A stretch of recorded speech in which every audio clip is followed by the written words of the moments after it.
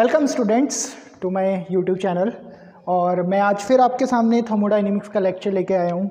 और आज हम लोग वही जो हमने प्रीवियस लेक्चर में वर्क एंड हीट जो चैप्टर स्टार्ट किया था, तो आज हम लोग उसी को कंटिन्यू करेंगे। पिछले चैप्टर में हम लोगों ने वर्क की डेफिनेशन देखी थी और different types of displacement work देखे थे फॉर डिफरेंट पीडीवी वर्क को हम लोगों ने क्या किया था, हमारा जो डिस्प्लेसमेंट वर्क निकल के आया था, ये जो पीडीवी वर्क निकल के आया था, ये हम लोगों ने डिफरेंट प्रोसेस के लिए हमने वर्क डन निकाला था। ठीक है, अच्छा अब इसमें देखिए जो कंक्लूजन जो निकल के आई है, जो पीडीवी वर्क है, ये बेसिकली हमारा एप्लीकेबल देख लेते हैं हम कि ये एप्लीकेबल जो रहता है किस उसके लिए है। तो पहला तो ये इसका जो एक कंडीशन होती है, पहली कंडीशन ये है कि it is valid for all close system. ठीक है, क्लोज सिस्टम के लिए वैलिड होता है ये पीडीवी वर्क मेरा। ठीक है, जितने भी क्लोज सिस्टम है आप वहाँ पे इसको लगा सकते हैं। दूसरी चीज़, it is valid for reversible process. ठीक है, जितने भी आपके रिवर्सिबल प्रोसेस हैं और क्लोज सिस्टम प्रोसेस हैं, उन सब के लिए आपका जो ये पीडीवी वर्क है, ये क्या होता है, एप्लीकेबल होता है। ये जो रिवर्सिबल प्रोसेस है, इसको आप एक और बोल सकते हो कि क्वासी स्टैटिक प्रोसेस। ठीक है, क्योंकि आपको पता है जितने भी क्वासी स्टैटिक प्रोसेस होते हैं वो सारे के सारे रिवर्सिबल होते हैं। तो या तो पेपर में आप लोगों से बोलेगा कि this PDV work is applicable for, condition दी होगी उसने, तो या तो वो रिवर्सिबल देगा वहाँ पे या फिर उसकी जगह क्वासी स्टैटिक दे देगा। ठीक है, तो दोनों ही आपके आंसर क्या होते हैं, सही होते हैं। या तो क्वासी स्टैटिक बोल लो या फिर रिवर्सिबल बोल लो। अच्छा, अब आ जाते हैं हम ग्राफ की बात कर लेते हैं। अभी तक हमने मैथमेटिकल फॉर्मूले निकाले इनके वर्क डन के। ठीक है, अब ग्राफिकल रिप्रेजेंटेशन देख लेते हैं हम इसका पीडीवी वर्क का फॉर डिफरेंट प्रोसेस। तो मैं अगर यहाँ पे आप लोगों के लिए ड्रॉ कर रहा हूँ ये ग्राफ। अगर ये this is pressure, this is volume. ठीक है, तो ये अगर आपका कोई भी प्रोसेस हो रहा है 1 से 2, तो एरिया अंडर दिस कर्व, ठीक है, this area under this curve will give you the work done. कौन सा, PDV work for a close system. ठीक है, तो ये वाला जो एरिया होगा आपको, ये एरिया आपको क्या दे देगा, आपको क्लोज सिस्टम का वर्क दे देगा, दैट इज पीडीवी वर्क। तो आपसे अगर क्वेश्चन में ये पूछा जाए कि in PV diagram area under the curve क्या डिनोट करता है, तो एरिया अंडर द कर्व आपको क्या देता है, वर्क डन देता है। ठीक है, अच्छा अगर आप इसी को आप इस एक्सिस पे देख लो, प्रेशर एक्सिस पे, मतलब ये वाला प्रेशर एक्सिस पे देख लो, तो ये भी आपको क्या देगा, वर्क देगा, लेकिन कौन सा देगा, ये देता है आपको -VdP। ठीक है, -VdP ये होता है आपका ओपन सिस्टम वर्क। ठीक है, ओपन सिस्टम में जो वर्क होता है ये किसके लिए होता है, फॉर ओपन सिस्टम। ये मैं आप लोगों को इस क्लास के बाद हम लोग नेक्स्ट क्लास में ओपन सिस्टम के ही बारे में पढ़ने वाले हैं और ओपन सिस्टम के ही फॉर्मूले देखेंगे। तो अभी बस ये समझ लो कि जो अगर आप वाई एक्सिस पे जो एरिया आप निकाल रहे हो, ठीक है, वो आपको क्या देता है, -VdP, that is open system work. और अगर आप एक्स एक्सिस पे देख रहे हो उसका, तो वो देता है आपको वर्क डन किसका, क्लोज सिस्टम के लिए। ठीक है, तो ये 2 पॉइंट्स आप लोगों को याद रखने हैं। पीडीवी का ये कंडीशन याद रखनी है कि ये क्लोज सिस्टम के लिए वर्क करता है और किसके लिए, क्वासी स्टैटिक या फिर रिवर्सिबल प्रोसेस के लिए ये क्या करता है, वर्क करता है। चलिए अब हम क्या कर लेते हैं, अब हम ड्रॉ कर लेते हैं सारे डिफरेंट जो हम लोगों ने देखे थे। कौन कौन से देखे थे मैं यहाँ पे लिख लेता हूँ। जो प्रोसेस हम लोगों ने देखे थे, कौन कौन से प्रोसेस देख लिए हमने, एक तो देख लिए, यहाँ लिख रहा हूँ मैं, यहाँ पे हम लिख लेते हैं। First one is isochoric, second one is isobaric, third one is isothermal and fourth one is adiabatic और fifth one is polytropic। इन सब के हमने वर्क डन देखे थे। ठीक है, इसमें क्या होता है आपका, इसमें होता है V is equal to constant, इसमें होता है pressure is equal to constant, इसमें क्या होता है temperature is equal to constant, इसकी इक्वेशन क्या होती है, PV की power gamma is equal to constant, और ये होता है PV की power N is equal to constant. Where ये गामा क्या होता है आपका, स्पेसिफिक हीट रेशियो। ठीक है, that is CP/CV। Specific heat at constant pressure और specific heat at constant volume. ये क्या होता है ये मैंने आप लोगों को इसलिए अभी एक्सप्लेन नहीं किया क्योंकि जब मैं हीट वाला चैप्टर आपको पढ़ाऊंगा, जब हम हीट पे जाएंगे तो बेसिकली हीट पे हम लोग क्या करेंगे,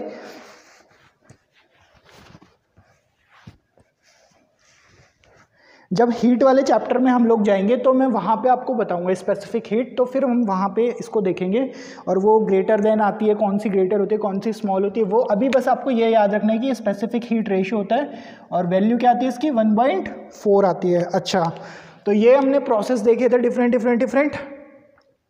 अब इन प्रोसेस को हम लोग क्या करते हैं, एक ही ग्राफ में रिप्रेजेंट करते हैं, क्योंकि कई बार ऐसा क्वेश्चन आता है आपको उसमें ग्राफ पहचानना होता है कि ये ग्राफ किसका है, ये ग्राफ किसका है और ये ग्राफ किसका है। अच्छा, तो इसके लिए हम क्या करना पड़ेगा, हम लोगों को इन सारे प्रोसेस का सबसे पहले क्या पता होना चाहिए भाई, स्लोप पता होना चाहिए, तभी तो हम पीडीवी डायग्राम में उसको ड्रॉ कर पाएंगे। जब तक आपको स्लोप पता होगा इन सब लाइंस का तभी तो आप एक साथ इनको ड्रॉ कर पाओगे, है ना। तो पहले स्लोप के लिए हम एक इक्वेशन ड्राइव कर रहा हूँ मैं आपके लिए, मैंने सपोज एक इक्वेशन मान रहा हूँ मैं यहाँ पे पी वी की पावर के इक्वल्स टू कॉन्स्टेंट, ठीक है। ये के जो है मैंने ये वेरिएबल ले लिया कोई भी, यहाँ पे मैं ड्रॉ कर लेता हूँ, इस के की वैल्यू अलग अलग होगी हर किसी के लिए ना। तो पी वी की पावर के इक्वल्स टू कॉन्स्टेंट, अब मैं क्या कर रहा हूँ इसको भाई डिफ्रेंशिएट कर देते हैं इसको, पी वी की पावर के इज इक्वल टू डिफ्रेंशिएटिंग,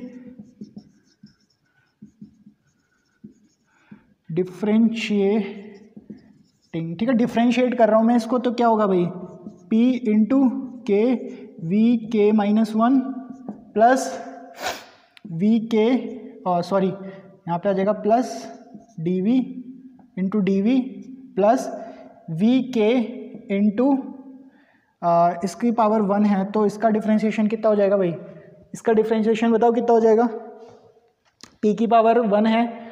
एक बार हम क्या करते हैं इसमें हमने डिफ्रेंशिएशन रूल लगाया, तो differentiation of 1 differentiation of second ये कांस्टेंट रहता है plus into differentiation of first into differentiation of second, तो मैंने वही लगाया यहाँ पे, इसका सबसे पहले इसका डिफ्रेंशिएट किया, इसको कांस्टेंट ले लिया, तो ये आ गया आपका k इंटू वी के -1 into D V plus V की पावर k।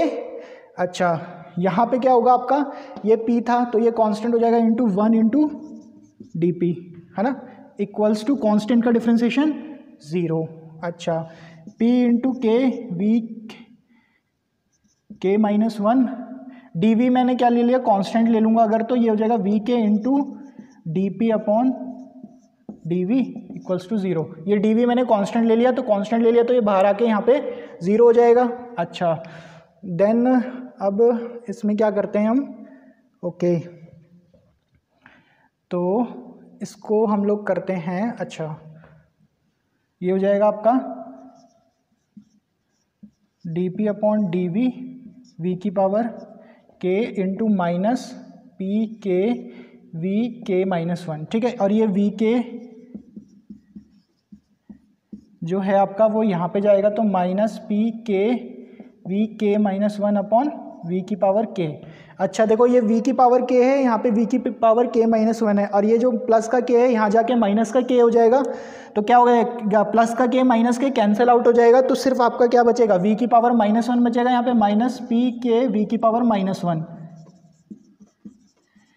यही बचेगा। अच्छा, ये -1 इसको नीचे लिख सकते हैं हम, तो यहाँ से जो आपका स्लोप आया D P upon D V is equal to क्या आ जाएगा, यहाँ से माइनस की power k into P upon V. This is the equation, या इसको आप क्या बोल सकते हो, स्लोप इक्वेशन।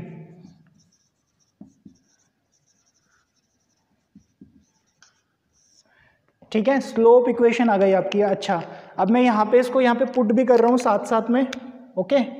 तो देखो k की वैल्यू, देखो आइसोकोरिक प्रोसेस के लिए जो k की वैल्यू होगी इस इक्वेशन में क्या होगी भाई, k की आइसोकोरिक में वॉल्यूम क्या होता है, कांस्टेंट होता है, मतलब k की वैल्यू क्या हो जाएगी यहाँ पे, जल्दी बताओ, k की वैल्यू क्या हो जाएगी हमारी 0, ठीक है, वॉल्यूम कांस्टेंट रहता है, तो k की वैल्यू क्या हो जाएगी भाई, इनफिनाइट हो जाएगी, ठीक है। और आइसोबेरिक प्रोसेस के लिए जो हो जाएगी आपकी pressure is equal to constant है, ठीक है, pressure is equal to constant कब आएगा, जब k की वैल्यू क्या हो जाएगी 0 हो जाएगी, तो जब k की वैल्यू 0 हो जाएगी तो ये 1 हो जाएगा, p is equal to constant, तो k की वैल्यू यहाँ पे क्या आ जाएगी 0 हो जाएगी। आइसोथर्मल प्रोसेस के लिए क्या हो जाएगी भाई, k की वैल्यू आइसोथर्मल प्रोसेस के लिए बताओ भाई के की वैल्यू क्या हो जाएगी आइसोथर्मल के लिए 1, और एडियाबेटिक प्रोसेस के लिए आपका क्या होता है पीवी की power gamma is equal to constant, तो गामा हो जाएगी इसकी वैल्यू और यहाँ पे एन हो जाएगी। ठीक है, यही होगा।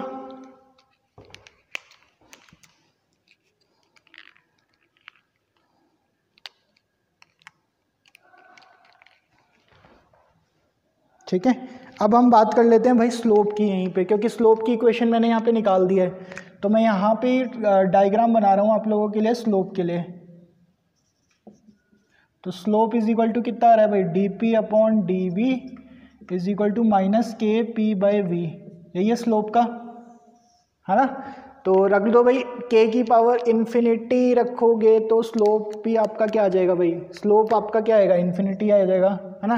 के की वैल्यू अगर इन्फिनिटी है तो स्लोप भी क्या आएगा इन्फिनिटी आ जाएगा। अच्छा के की वैल्यू 0 है तो स्लोप भी आपका क्या आएगा 0 आ जाएगा। के की वैल्यू 1 है तो जो आपका स्लोप है वो कितना आ जाएगा भाई माइनस पी अपॉन वी, है ना। गामा है तो ये कितना आ जाएगा slope gamma times of minus gamma times of upon P upon V, और एन है तो N times of P upon V. तो ये आ गए आपके डिफरेंट स्लोप। अब हम क्या करते हैं इसको हम लोग, मैं ये वाला रब कर रहा हूँ आप लोगों के लिए, तो अब मैं इसको ग्राफ में आप लोगों के लिए रिप्रेजेंट करते हैं। ठीक है, इसको डिफरेंट स्लोप इक्वेशन है, इसको भी मैं मिटा रहा हूँ। जो हमारी ये जनरल स्लोप इक्वेशन आई थी आपको इसको याद रखना है। अच्छा, अब मैं यहाँ पे आप लोगों को डायग्राम हम लोग यहाँ बनाते हैं, तो ये मैंने प्लॉट किया, this is volume, this is pressure. Okay, तो ड्रॉ करते हैं। सबसे पहले भाई कौन सा है आइसोकोरिक प्रोसेस है, volume is equal to constant है, तो इसका जो ग्राफ आएगा इसका ग्राफ भाई कैसा आएगा इस तरीके से। ठीक है, ये है आपका v is equal to constant. अच्छा, उसके बाद देखो आपका क्या है आइसोबेरिक प्रोसेस, स्लोप आपका क्या है 0, तो स्लोप 0 का मतलब कैसी आएगी भाई, स्लोप 0 है इसका मतलब ये इस तरीके से, है ना। स्लोप 0 है इसका मतलब स्लोप कैसा है 0 है। 0 का स्लोप क्या होता है बेसिकली, स्लोप आप लोगों को समझा देता हूँ मैं। देखिए स्लोप कैसे हमें पता लगाते हैं कि किसका ज़्यादा है किसका कम है, एक ईजी टर्म्स बता देता हूँ। देखो एक सपोज कोई एक स्लाइड लिया आपने और ठीक है इस तरीके से, और अब इस तरीके से, तो इसमें देखो जो बॉडी है ये बॉडी इस वाले इसमें से ज़्यादा तेज़ी से नीचे आएगी ना, तो स्लोप जिसका ज़्यादा होता है उसमें क्या होता है इंक्लिनेशन ज़्यादा होता है। तो देखो इसका स्लोप क्या है बिल्कुल 0 हो गया। अगर आप यहाँ पे कोई बॉडी रखते हो उसके ऊपर तो क्या ये स्लोप मतलब स्लांट कर पाएगी, नहीं कर पाएगी। इसमें क्या एकदम से आ जाएगी, तो ये हो गया। अच्छा, उसके बाद अब देख लेते हैं भाई आइसोथर्मल और एडियाबेटिक, ये बहुत इंपॉर्टेंट है, इन दोनों के ग्राफ बहुत ज़्यादा इंपॉर्टेंट है आइसोथर्मल और एडियाबेटिक के, बिकॉज जितने भी क्वेश्चंस आते हैं उसमें यहाँ पे वो फंसाते हैं कि बताओ टेल किसका स्लोप आइसोथर्मल का ज़्यादा होगा या फिर एडियाबेटिक का स्लोप ज़्यादा होगा। ठीक है, तो देख लेते हैं भाई, देखो माइनस पी अपॉन वी है, तो ये तो बना लेते हैं भाई इस तरीके से, इसको मैं ड्रॉ कर रहा हूँ, ये हो गया आपका P V is equal to constant का ग्राफ। अच्छा, अब देखो ये क्या है माइनस 1.4 से मल्टीप्लिकेशन है, तो भाई ऑब्वियस सी बात है ये इतनी टर्म है, इसमें हम और कोई चीज़ मल्टीप्लाई कर रहे हो 1.4 से, तो स्लोप बेसिकली क्या होगा ज़्यादा आएगा। तो एडियाबेटिक का जो स्लोप होता है वो आपका क्या होता है ज़्यादा होता है। ठीक है, तो ये इस तरीके से आगे ये हो गया पी वी की power gamma is equal to constant. अच्छा, और फॉर पॉलीट्रॉपिक प्रोसेस मैंने वहाँ पे जब डेरिवेशन कराया था तो वहाँ पे आपको बताया था जो ये एन होता है ये 1 से तो ग्रेटर होता है, लेकिन इन्फिनिटी से सॉरी गामा से छोटा होता है। तो जो पॉलीट्रॉपिक होता है वो आपका बेसिकली यहाँ कहीं पे लाई करता है। ठीक है, पी वी की power N is equal to constant. तो ये तो था आपका डिफरेंट प्रोसेस के लिए ग्राफ कि कैसे ये प्लॉट होते हैं, ये आपको याद रखना है। तो यहाँ से देखिए क्या है आपका जो स्लोप होता है आपका किसका एडियाबेटिक ग्राफ का, वो क्या होता है स्लोप आइसोथर्मल प्रोसेस से क्या होता है ज़्यादा होता है। और ये था इसका पूरा का पूरा वैल्यू, मतलब एक तरीके से आपका ये पूरा डायग्राम हो गया। आपको ये डायग्राम आपको याद करना है, कई बार आपसे पूछ लेते हैं इस डायग्राम के बेसिस पे क्वेश्चंस, तो आपको ये चीज़ क्या होनी चाहिए याद होनी चाहिए। ठीक है, और ये टेबल मैंने आप लोगों को बना दिया किसका क्या ग्राफ होता है किसका क्या होता है। अगर इसमें आप लोगों को वर्क डन लिखना है एक और टेबल बना लेते हैं भाई वर्क डन का, है ना, डिफरेंट प्रोसेस के लिए। तो भाई बताओ आइसोकोरिक के लिए वर्क डन क्या आया था हमारा, आइसोकोरिक के लिए वर्क डन क्या आया था, 0 आया था, है ना। अच्छा, आइसोबेरिक के लिए क्या आया था हमारे लिए, आइसोबेरिक के लिए क्या आया था भाई, PdV आया था वर्क डन, है ना। अच्छा, इसके लिए आइसोथर्मल के लिए क्या आया था, इसके लिए आया था आपका P1V1 ln V2/V1, यही आया था ना, P1V1 ln V2/V1 या फिर ln P1/P2। अच्छा, इसके लिए एडियाबेटिक के लिए वर्क डन क्या आया था आपका, एडियाबेटिक के लिए आपका वर्क डन कितना आया था, P1V1 माइनस P2V2 अपॉन गामा-1 या P2V2 होता है, एक बार चेक कर लेते हैं इसको। ठीक है, P1V1 माइनस P2V2 की पावर गामा-1 और इसका वर्क डन का फॉर्मूला क्या आएगा भाई, P1V1 minus P2V2 upon n-1। Where जो n होता है ये क्या होता है, पॉलीट्रॉपिक इंडेक्स होता है, ठीक है। क्योंकि अच्छा, ये आपका वर्क डन हो गया, ये आपका स्लोप हो गया, ये k की वैल्यू हो गई, तो ये आपका एक इस तरीके से आप इसे याद भी कर सकते हैं। ये आपका डायग्राम हो गया, तो PdV वर्क हम लोगों का यहाँ पे बेसिकली ख़त्म हो जाता है। नेक्स्ट में हम ओपन सिस्टम वर्क की बात करेंगे नेक्स्ट क्लास में। तब तक के लिए अगर आपको चैनल पसंद आ रहा है तो कृपया लाइक एंड सब्सक्राइब करना ना भूलिए। Thank you.